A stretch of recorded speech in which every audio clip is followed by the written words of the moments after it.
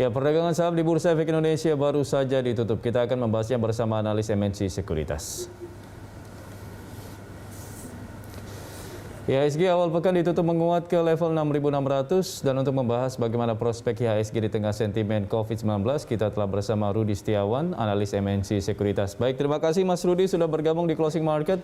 Kita lihat hari ini IHSG menguat ya 0,74% ke level 6.610. Nah, analisa Anda dari sisi teknikal dan juga fundamental seperti apa, Mas Rudi? Ya, terima kasih Mas Andra. Kalau kita lihat untuk dari IHSG hari ini ya, bisa dikatakan cukup kuat disebabkan memang pemerintah cukup cepat untuk dari merespon adanya Omicron yang memang menjadi risiko saat ini ya, di mana memang kalau kita lihat sebenarnya untuk dari beberapa bursa global pun mengalami pelemahan yang cukup signifikan kemarin. Nah, kalau kita lihat untuk saat ini pemerintah langsung untuk menutup untuk dari beberapa negara yang ingin masuk ke Indonesia, saya rasa itulah yang direspon oleh investor saat ini. Karena jika memang Omicron ini bisa dikatakan menyebar ke Indonesia, berpotensi menjadi risiko baru terhadap outlook perekonomian di Indonesia, Mas Andra. Ya, sebesar apa sih kecemasan dari para investor terkait dengan varian baru COVID-19 Omicron ini? Ya, kalau kita lihat memang untuk dari Omicron sendiri ini menjadi salah satu risiko yang ditakutkan akan seperti varian Delta, yang dimana kalau kita lihat sebab menyebabkan untuk dari Indonesia menjadi salah satu negara dengan penyebaran COVID tertinggi di dunia bahkan, yang dimana memang itu mengganggu untuk dari outlook ekonomi Indonesia pada saat itu. Sehingga memang untuk dari pemerintah yang lebih cepat saat ini, saya rasa itu menjadi suatu hal yang dipandang positif oleh para investor baik domestik dan juga foreign pada hari ini, Mas Andra. Oke, itu dari sisi fundamental. Nah, dari sisi teknikalnya seperti apa analisa Anda terkait dengan kinerja IHSG hari ini? Ya, untuk dari sisi teknikal sendiri, kalau kita lihat dengan adanya penurunan di Jumat kemarin, tentu ini membuat adanya pola gap ya untuk dari IHSG kita, di mana kalau kita lihat untuk dari supportnya sendiri ada di 6.480, sementara untuk di resisten ada di 6.640, yang dimana memang untuk di level-level 6.600 saat ini sebagai zona-zona yang bisa dikatakan cukup nyaman untuk di IHSG kita untuk di November sampai dengan Desember nanti, Mas Andra. Oke, baik. Nah, terkait dengan isu atau juga varian baru COVID-19 Omicron ini, kira-kira rekomendasi Anda bagi para investor, khususnya bagi investor pemula agar tidak panik ini seperti apa? Ya, kalau kita lihat untuk dari para investor pemula justru dengan adanya pelemahan kemarin, di mana kalau kita lihat justru adalah peluang khususnya untuk dari para investor pemula untuk masuk ke saham-saham yang bisa dikatakan blue chip seperti BBCA, Astra International dan juga PT Telkom, yang dimana kemarin pun sebenarnya ada pelemahan yang cukup kuat. Justru hari ini saham-saham tersebut bisa dikatakan mulai berbalik positif, yang dimana sebenarnya ini bisa dimanfaatkan oleh para investor. Karena kalau kita lihat untuk dari saham-saham tersebut, untuk di kuartal 3 2021 ini, laba yang dicetak oleh perusahaan-perusahaan tersebut bisa dikatakan bertumbuh secara positif, Mas Andra. Oke, Mas Rudi, di sesi 1 tadi ini sektor saham-saham siklikal dan juga non-siklikal ini ikut anjlok begitu. Apa sih pemicunya, Mas Rudi? Ya, wajar kalau untuk di sesi 1 tadi adanya bisa dikatakan pelemahan kembali karena memang untuk dari market masih merespon dari adanya Omicron ini.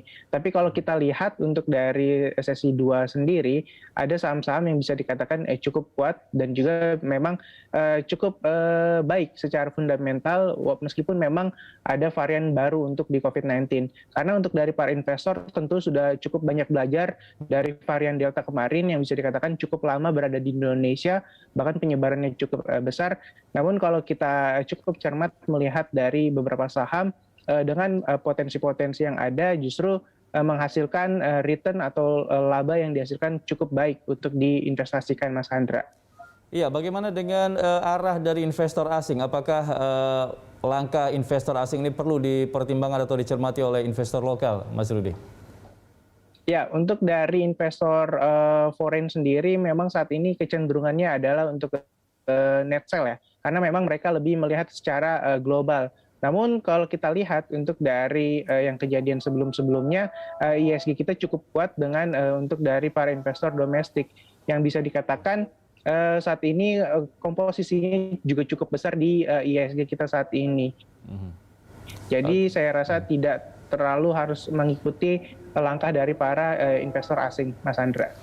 Oke, Mas Rudi, ini dengan adanya kebijakan dari pemerintah untuk menutup pintu internasional kita dari beberapa negara yang sudah dalam tanda kutip terinfeksi varian baru COVID-19, kira-kira apa pengaruhnya terhadap sektor logistik dan juga transportasi? Ya, memang untuk dari kedua sektor tersebut berpotensi berdampak negatif ya dari adanya varian baru saat ini. Namun memang harapannya untuk dari ekonomi yang saat ini bisa dikatakan mulai pulih seperti retail sales, dan juga untuk dari indeks keyakinan konsumen dan juga PMI manufacturing yang mulai saat ini sudah berada di level-level pre-pandemic. Sebenarnya ini sebagai salah satu langkah yang baik yang bisa dicermati oleh para investor terhadap kedua sektor tersebut, Mas Andra. Oke, nah ini di bulan Desember ini kan ada beberapa emiten yang akan membagikan dividen. Apakah ini bisa menjadi katalis positif agar di bulan Desember nanti IHSG kita bisa tembus ke 6.800 atau justru investor harus berhati-hati atau waspada begitu? Ya, tentu kalau investor harus tetap cermat ya melihat untuk dari potensi yang ada dari dividen yang diberikan oleh emiten-emiten saat ini. Namun kalau kita lihat saat ini beberapa emiten yang sudah melakukan pembayaran dividen, katakanlah seperti Unilever, ini salah satu sebagai pendongkrak untuk dari IHSG kita bertahan di level-level 6.500 sampai dengan 6.600. Karena untuk dari saham-saham yang bisa dikategorikan blue chip tersebut memiliki weighting yang cukup besar terhadap IHSG kita. Jadi bisa dikatakan penopang lah untuk saat ini. Sehingga untuk para investor sebenarnya harus melihat bahwa kalau misalnya perusahaan tersebut bisa membayarkan dividen, artinya untuk dari laporan keuangan yang mereka hasilkan ke depannya bisa dikatakan cukup positif nantinya, Mas Andra. Oke, dengan sentimen-sentimen yang tadi sudah kita bicarakan, kira-kira seperti apa, seberapa besar prospeknya IHSG ini untuk bisa menembus level 6.800 di akhir tahun nanti? Ya, saya rasa untuk dari 6.800 kemungkinan cukup challenging, setidaknya mencobalah untuk dari IHSG kita kembali level-level 6.700 kembali terlebih dahulu, dengan memang diharapkan window dressing bisa menjadi pendongkrak. Selain memang kalau kita lihat secara tahunan ya, dalam 10 tahun terakhir bisa dikategorikan Desember menjadi teritori hijau untuk IHSG kita, Mas Andra. Oke, dari MNC Sekuritas sendiri kira-kira saham di sektor apa saja yang patut dicermati dan juga yang bisa direkomendasikan? Ya, untuk dari blue chip sendiri saya ada Astra Internasional, lalu ada juga BBCA dan juga untuk dari Telkom. Namun kalau kita lihat dengan adanya varian baru COVID-19 sendiri, untuk dari Omicron sendiri, ini berpotensi untuk dari laboratorium kesehatan, di mana para investor bisa mencermati juga saham Prodia, Mas Andra. Jadi lebih ke kesehatan ya, kalau misalnya di bulan Desember ini ya. Nah, kira-kira prediksi Anda untuk kinerja IHSG besok seperti apa, dan kira-kira rekomendasi saham apa saja? Ya, untuk dari IHSG sendiri, saya melihat untuk dari IHSG ada berpotensi untuk kembali mencoba menguat kembali untuk di besok hari, meskipun memang saya rasa tidak akan cukup sebesar hari ini, dengan level-level supportnya ada di level 6.500 dan resistennya ada di level 6.640. Dan juga untuk dari beberapa emitennya sendiri ada Bluebird, lalu juga ada Indica Energy, dan juga ada ITMG, Indo Tambang Raya, yang bisa diperhatikan oleh para investor untuk besok, Mas Andra. Oke, baik. Terima kasih banyak Mas Rudi sudah memberikan analisanya di Closing Market. Selamat kembali beraktivitas.